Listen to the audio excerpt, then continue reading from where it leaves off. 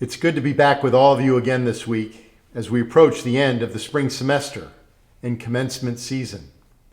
Today I wish to focus on two recent announcements: our plans for in-person commencement ceremonies next month and our decision to require students to obtain the COVID-19 vaccine.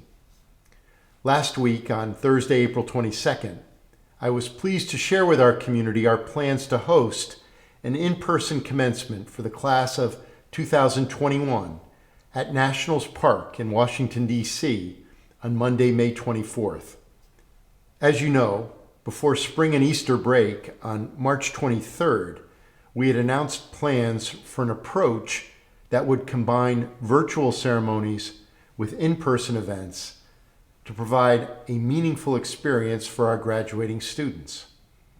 At the time we made this initial announcement, we were bound by the district's guidelines for outdoor gatherings, which were capped at 50 people.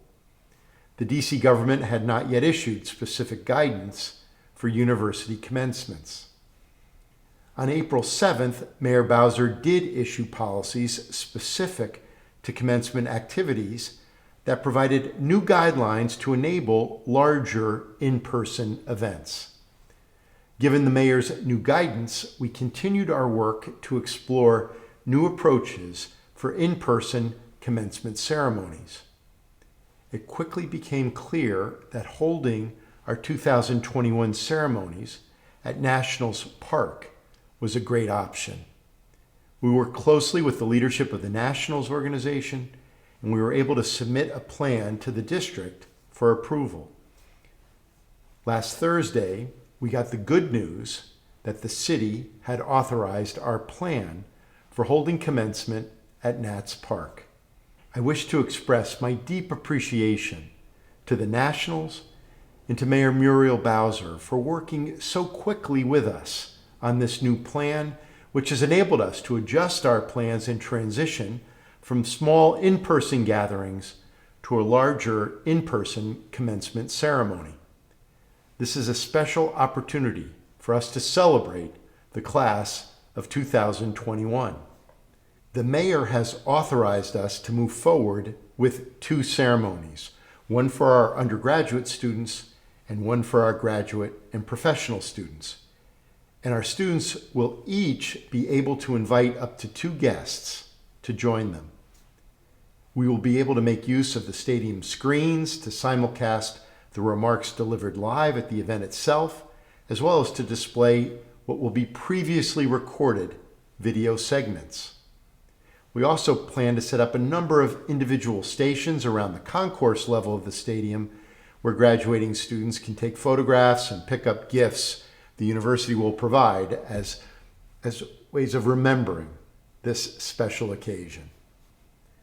Our schools and campuses are also planning a series of virtual and smaller scale in-person events, most of which will occur in the weeks leading up to May 24th. I also wish to say to our class of 2020 that we are planning for opportunities for you to gather together to celebrate your accomplishments with family and friends. Your class was hit particularly hard when the pandemic overtook us in March of 2020. As we see the possibility for large gatherings emerging, we're beginning to plan for these events and thinking creatively about how we can make these moments most special for your class. For both the class of 2020 and 2021, I want you to know that we recognize the unique and challenging circumstances of your final years at Georgetown, and we are working hard to provide opportunities for you to come together and celebrate with your family and friends.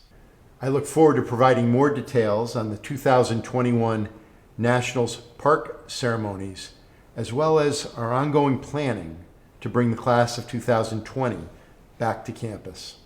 Let me now turn to the COVID-19 vaccine. On April 14th, we announced that we will require undergraduate and graduate students at the main campus, medical center, and law center to receive a COVID-19 vaccination for the fall semester. This new requirement will be a key addition to our public health framework and an important factor in enabling us to return to a more normal mode of campus life in the fall. This is not the first time Georgetown is requiring students to obtain and show proof of vaccination. Currently, we require a number of vaccines and screenings for undergraduate and graduate students, including for tuberculosis, measles, mumps, rubella, chickenpox, polio, hepatitis B, and meningitis.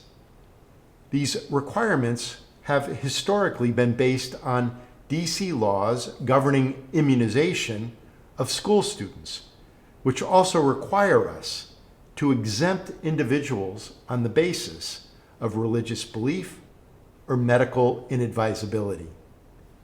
Today, all persons in the United States aged 16 and older are eligible to receive the COVID-19 vaccine. Over 137 million people in our country have received at least one dose of the vaccine. A little over 91 million people are now fully vaccinated. A growing number of colleges and universities are beginning to require that their students be vaccinated before returning in the fall.